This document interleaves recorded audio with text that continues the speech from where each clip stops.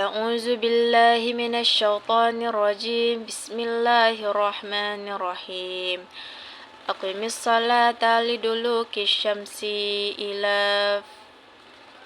غسق الليل وقرآن الفجر إن قرآن الفجر كان مشهودا ومن الليل فتهجد به نافلة لك عسى أن يبعثك ربك مقاما محمودا وقل ربي أدخلني مدخل صدق أخرجني مخرج صدق واجعل من لدنك سلطانا نصير Shadaqallahul azim. Yang artinya, laksanakanlah sholat sejak matahari tergelincir sampai gelapnya malam, dan laksanakan pula sholat subuh. Sungguh sholat subuh itu disaksikan oleh malaikat. Dan pada sebagian malam, lakukanlah sholat tahajud sebagai suatu ibadah tambahan bagimu. Mudah-mudahan Tuhanmu mengangkatmu ke tempat yang terpuji. Dan katakan Muhammad, ya Tuhanku, masukkan aku ke tempat masuk yang benar, dan keluarkan pula aku ke tempat keluar yang benar, dan berikanlah kepadaku dari sisimu kekuasaan yang menolongku. Quran Surat Al-Isra ayat 78-80. Penjelasan ayat. Allah Subhanahu wa Ta'ala memerintahkan kepada Rasulnya untuk mengerjakan salat-salat fardu dalam waktunya masing-masing. Aqimis sholata, dirikanlah salat, liduluki syamsi ila ghasaqil laili, dari sesudah matahari tergelincir sampai gelap malam.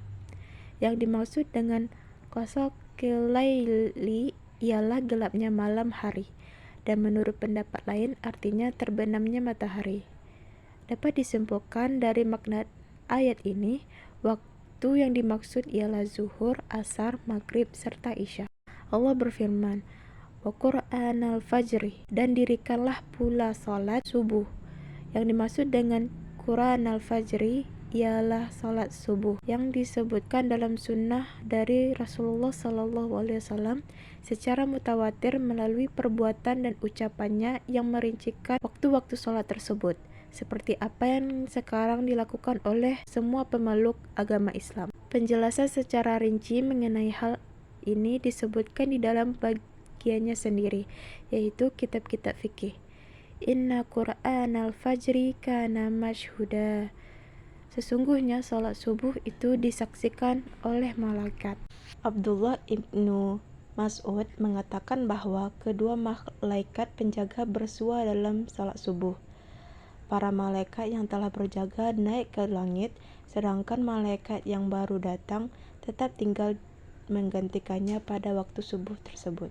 Pada ayat selanjutnya, Allah berfirman, wa minal laili fatahajjad bihi nafilatan laka, dan pada sebagian malam hari, salat tahajudlah kamu sebagai suatu ibadah tambahan bagimu. Ayat ini merupakan perintah dari Allah kepada Nabi SAW untuk mengerjakan salat sunat malam hari sesudah salat fardu. Di dalam kitab Sahih Muslim disebutkan sebuah hadis melalui Abu Hurairah radhiyallahu anhu dari Rasulullah SAW bahwa Rasulullah pernah ditanya mengenai salat yang paling utama sesudah salat fardu.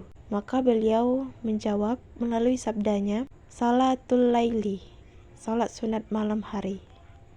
Karena itulah maka Allah Subhanahu wa Ta'ala memerintahkan kepada Rasulnya untuk menghidupkan malam dengan salat tahajud. Selanjutnya ayat 80. Ayat ini ialah doa yang Allah perintahkan kepada Nabi Muhammad untuk membacanya. Setidaknya terdapat 3 poin penting kandungan pada surat Al-Isra ayat 80 ini. Yang pertama, jika memasuki suatu tempat, maka memasukinya harus dengan cara yang benar. Kedua, jika keluar dari tempat, maka dengan cara yang benar pula. Ketiga, ialah permohonan agar diberikan kekuasaan yang menolong. Ada beberapa pendapat mengenai ashabun nuzul atau sebab turunnya ayat tersebut.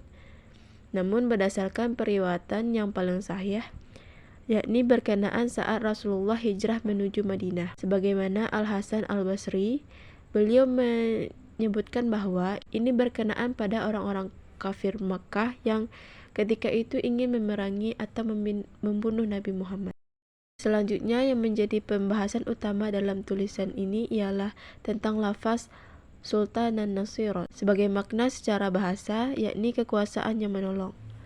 Maka lafaz tersebut merupakan bentuk pertolongan agar Allah senantiasa menganugerahkan kekuasaan yang dapat menolong. Sebab begitu besarnya ganjaran kebaikan yang diperoleh dari sebuah kekuasaan jika dimanfaatkan dengan benar. Seperti yang telah dijelaskan bahwa tak hanya doa, namun ketika dilihat makna lebih dalam dari kata Sultan dan Nasiran, juga cukup jelas memberikan informasi kepada kita bahwa fungsi penting dari kekuasaan ialah menolong.